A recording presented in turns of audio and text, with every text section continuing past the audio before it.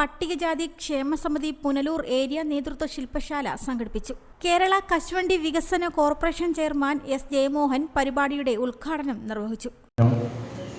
Communist party രൂപം കൊണ്ടതിന് ശേഷം പാവപ്പെട്ട അവരുടെ മോചനത്തിന് വേണ്ടി നടത്തിയ പോരാട്ടങ്ങളും അതുവഴി കൈവരിച്ച നേട്ടങ്ങളും ആണ് ഒരു വിഷയമായി പറയുന്നത് കേട്ടത്. 2, കേരളം 1956 ഭാഷാ അടിസ്ഥാനത്തിൽ നമുക്കൊരു സംസ്ഥാനം ആയി രൂപീകരിക്കപ്പെടുന്നു. ആ സംസ്ഥാന രൂപം കൊണ്ടതിന് ശേഷം ആദ്യം നടന്ന തിരഞ്ഞെടുപ്പിൽ തന്നെ കമ്മ്യൂണിസ്റ്റ് പാർട്ടി കേരളത്തിൽ അധികാരത്തിൽ വന്നു. അതിനു മുമ്പുള്ള ലോക സാഹചര്യങ്ങളിൽ നിന്ന് വ്യത്യസ്തമായി കമ്മ്യൂണിസ്റ്റ് പാർട്ടി പാർലമെൻ്ററി ജനാധിപത്യ വ്യവസ്ഥയിലൂടെ, കാരണം ബാലറ്റ് പേപ്പറിലൂടെ വോട്ട് രേഖപ്പെടുത്തിയത് വഴി ഒരു ഭരണത്തിലേക്ക് വരുന്നത് തന്നെ ഏതാണ്ട് ആദ്യത്തെ സംഭവം എന്ന് വിശേഷിപ്പിക്കാൻ കഴിയുന്ന രൂപത്തിലാണ് 57 VMSൻ്റെ ഗവൺമെൻറ് കേരളത്തിൽ അധികാരത്തിൽ വന്നു. ആ ഗവൺമെൻറ് വരുന്നതിന് മുമ്പ് പാവപ്പെട്ട ആളുകളും സാധാരണക്കാരായിട്ടുള്ള ആളുകളെയും ഒരു സാമൂഹ്യ നീതി നിഷേധിക്കപ്പെട്ട അവർക്ക് ആ നീതി നേടിയെടുക്കാൻ വേണ്ടിയിട്ടുള്ള പോരാട്ടത്തിലാണ് നവോത്ഥാന നായകന്മാരായിട്ടുള്ള ആളുകളും അവരുടെ പിന്തുണച്ചക്കാരായി കമ്മ്യൂണിസ്റ്റുകാരായിട്ടുള്ളവരുമെല്ലാം നമ്മുടെ നാട്ടിൽ പൊരുതിയതും പോരാടിയതും.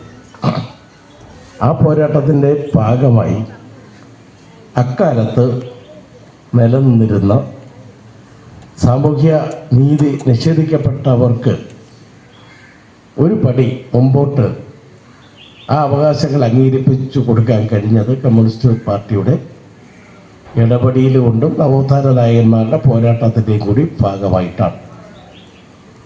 ആ നേട്ടങ്ങൾ കൂടുതൽ പരിപോഷിപ്പിച്ച് ഒരു സർക്കാർ നിയമനിർമ്മാണത്തിലൂടെ ആർക്ക് വേണ്ടിയിട്ടാണോ കമ്മ്യൂണിസ്റ്റ് പാർട്ടി പൊരുതിയത്, പോരാടിയത്, ആ നേട്ടങ്ങൾ നിയമനിർമ്മാണത്തിലൂടെ ലഭ്യമാക്കാൻ കമ്മ്യൂണിസ്റ്റ് പാർട്ടിയുടെ 57 EMSൻ്റെ ഗവൺമെൻറ് വന്നപ്പോൾ തുടക്കം കുറിക്കാനും മാതൃകാപരമായി രാജ്യത്തിന് മാതൃകാപരമായിട്ടുള്ള പദ്ധതികൾ സാധാരണക്കാർക്ക് വേണ്ടി നടപ്പിലാക്കാനും കഴിഞ്ഞു എന്നതാണ്.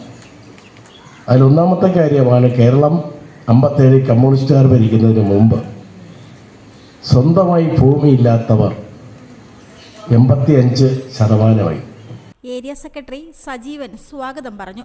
ഏരിയ പ്രസിഡന്റ് മണി പി, അനിത, രാമൻകുട്ടി, PK മധു, അജിത്ത്, രാജേന്ദ്രൻ എന്നിവർ അഭിവാദ്യം ചെയ്ത് സംസാരിച്ചു. നമ്മുടെ കേരളം ഒരു നിയമസഭാ തെരഞ്ഞെടുപ്പിലേക്ക് പോവുകയാണ്. വളരെ രാഷ്ട്രീയ പ്രാധാന്യമുള്ള ഒരു കാലഘട്ടത്തിൽ കൂടിയാണ് നമ്മുടെ രാജ്യവും സംസ്ഥാനവും കടന്നുപോയിക്കൊണ്ടിരിക്കുന്നത്. കഴിഞ്ഞ 10 വർഷമായി ജനക്ഷേമവും സാമൂഹ്യ നീതിയും ഉറപ്പുവരുത്തിക്കൊണ്ട്. റിപ്പോർട്ടർ സുരാജ്, പുനലൂർ. മലയാള ഭാഷയ്ക്കും സാഹിത്യത്തിനും ഒരു സുവർണാദരവ്. അക്ഷരങ്ങളുടെ ലോകത്ത് ചരിത്രം കുറിക്കാൻ ഇൻഡിവുഡ് ഭാഷാ സാഹിത്യ പുരസ്കാരങ്ങൾ. മലയാള സാഹിത്യ മേഖലയിലെ ഏറ്റവും ഉയർന്ന സമ്മാന തുകയായ 5,01,000 രൂപയുടെ ഭാഷാ കേസരി പുരസ്കാരവും ഏറ്റവും മികച്ച കൃതിക്കുള്ള 5,01,000 രൂപയുടെ എഴുത്തമ്മ പുരസ്കാരവും സമർപ്പിക്കപ്പെടുന്നതിനോടൊപ്പം സാഹിത്യത്തിന്റെ വ്യത്യസ്ത മേഖലകളിൽ മികവ് പുലർത്തിയ 25 പേർക്കും പുരസ്കാരങ്ങൾ നൽകുന്നു. 2026 ഫെബ്രുവരി 25 വൈകുന്നേരം 6:30 മുതൽ പുനലൂർ വാളക്കോട് ഏരീസ് കോംപ്ലക്സിൽ വെച്ച് നടക്കുന്ന ഈ സാഹിത്യ സാംസ്കാരിക മാമാങ്കത്തിൽ സാമൂഹിക സാംസ്കാരിക സാഹിത്യ രാഷ്ട്രീയ മേഖലയിലെ പ്രമുഖർ ഒത്തുചേരുന്നു. ഭാഷാ സ്നേഹികൾക്ക് ഇതൊരു അഭിമാന നിമിഷം. ഇൻഡിവുഡ് ഭാഷാ സാഹിത്യ പുരസ്കാര സമർപ്പണം. അക്ഷരങ്ങളെ സ്നേഹിക്കുന്ന സാഹിത്യ മേഖലയിലെ പ്രതിഭകൾക്ക് സ്വാഗതം.